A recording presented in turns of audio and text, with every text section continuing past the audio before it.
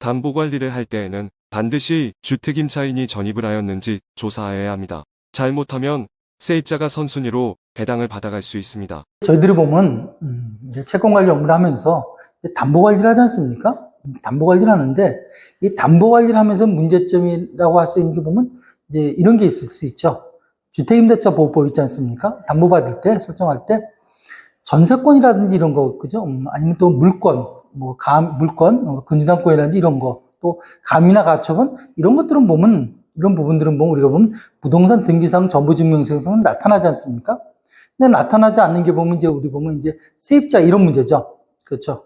그래서 만약에 세입자가 주민등록 전입을 하고 확정일자를 받고 거기에 거주하고 있었는데 그걸 그저 우리가 잘 모르고 아니면 나태해서 조사하지 않고 바로 그냥 담보 설정해서 등기가 돼 있고 나중에 이게 보면 이 사람이 채무를 변제하지 않으니까 물건값을 안 준다든지 어떤 문제가 있다 보니까 담보권 실행을 위한 경매, 즉 이게 임의 경매지 않습니까?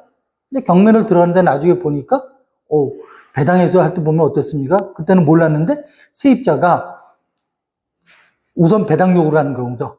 그러면 어떻게 되는 거 아니? 이 사람이 먼저 1순위가 되고 우리 2순위, 후순위가 되지 않습니까? 그런 경우 같은 문제가 되는 경우죠. 그래서 기업에서는 이제 금융기관은 굉장히 당연히 철저하고요. 근데 간혹 보면 우리 이제 일반 기업들 있잖아요. 일반 기업들은 보면 그걸 이제 보면 중요치 생각하지 않는데 안 그래요. 만약에 그럴 경우 같은 경우 어떻게 해야 되는 거죠? 그렇죠.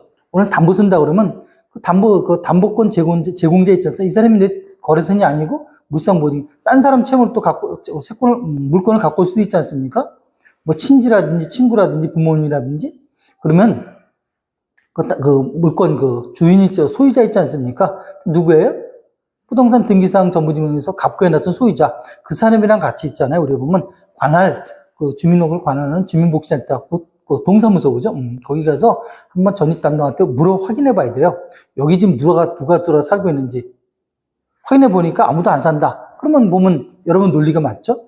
오늘 가서 그 담보서를 가지고 가서 등기소에 가서 보면 이제 등기죠. 우리 그냥 신청 서류를 하게 되면 나중에 보면 여러분이 보면 그 날짜에 딱 이제 보면 그 근저당권에 나와 있지 않습니까? 설정일자가 돼 있지 않습니까? 근데 가서 보니까 어떤 사람이 있는데 예를 들어서 홍길동이다. 누구냐고 물어봤더니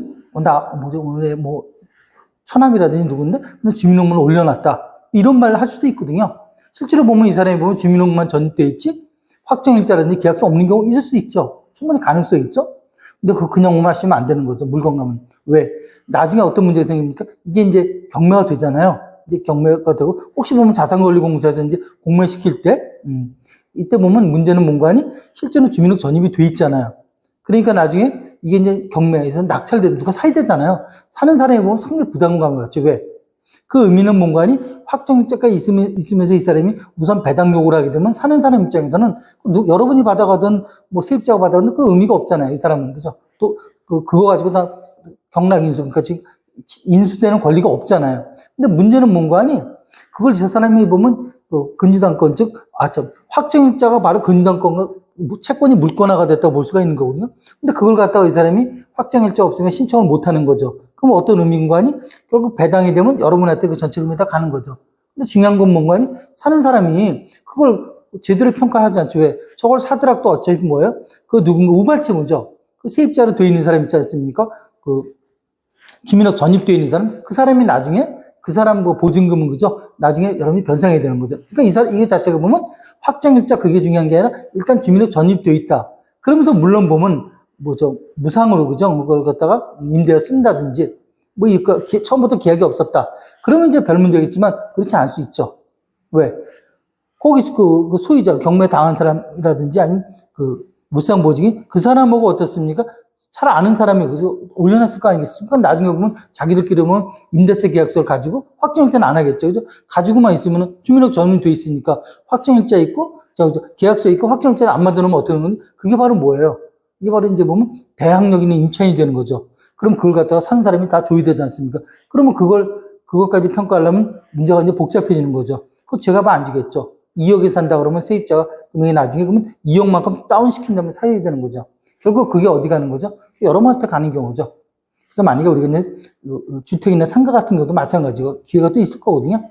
그때 보면 반드시 뭐예요? 임대차 해볼 필요가 있다.